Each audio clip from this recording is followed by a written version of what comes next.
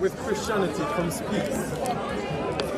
Yeah? So, ladies and gentlemen, What about the Crusades? the question was, What about the Crusades? and if you interrupt the answer, you'll find that you don't get to ask another question. The question was, am I saying that with Christianity comes peace? No, Okay. I'm not. Okay. I'm saying with Christ comes peace. But then the question was, Okay. what about the Crusades? Yeah. So let me answer that directly. Answer it. The Crusades were launched after 7 centuries of constant Islamic aggression. Before the very first crusade was launched in 1095, Muslims had invaded the following Christian lands. Say last. They had invaded Christian Syria, Christian Jordan, Christian Palestine, Christian Egypt, Christian Algeria, Christian Libya, Christian Morocco, Christian Portugal, Christian Spain, Christian France, Christian Sicily, Christian Turkey, Christian Armenia, Christian Italy, all before the first crusade. The Crusades are a legitimate response to Islamic aggression and Islamic violence. I don't need to hear any lectures about the Crusades from people who support Islamic colonialism, Islamic imperialism, Islamic dominion and Arabization. Any other questions about any aspect of Christian history, Christian belief, Christian values, traditions? This is your opportunity. Any questions? Go You on. spoke about the Crusades. Yep.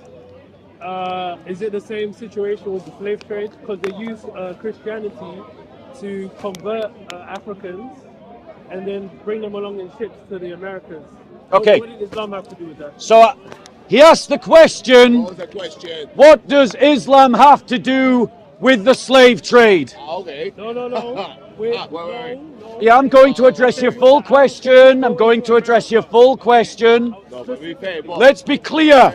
Before the European slave trade of the 1600s, 1700s and 1800s that happened in West Africa, the Islamic slave trade had existed in the Muslim world for nearly 14 centuries prior. For nearly, ladies and gentlemen, for nearly 11 centuries, Muslims had taken slaves across Africa, across Europe, and had taken them into the Muslim world. And all through the time that Europeans practiced slavery, for the full 300 years of the European slave trade, Muslims continued to practice their own slave trade. They continued to kidnap people from Europe. They continued to kidnap people from Indonesia, people from India, people from Afghanistan, people from Africa, and take them into the Islamic slave markets to trade them as slaves.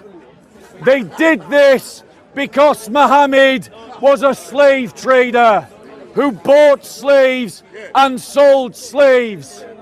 Christians, however, have ended the slave trade multiple times at different parts of history, at different geographies around the world for the last 2,000 years. The most recent example was when William Wilberforce and the anti-slave traders convinced the British Empire, using Christian arguments, to end the British slave trade. The British Royal Navy then sacrificed blood and resources to end the slave trade around the world including inside the Islamic world. Ladies and gentlemen, 50 years. now notice, the Muslim that asked the question Where is he? didn't even bother to listen to the answer, because that's how they do it. They're not interested in what you've got to say. All that they want to do is try and make a polemical point, and then they're not interested in anything you have to say afterwards, because they don't like the truth. Why did Christians try to abolish the slave trade? Why? Because our example is Jesus Christ, and Jesus Christ, in a time when slavery was normal, never had a slave, never bought a slave, and never sold a slave.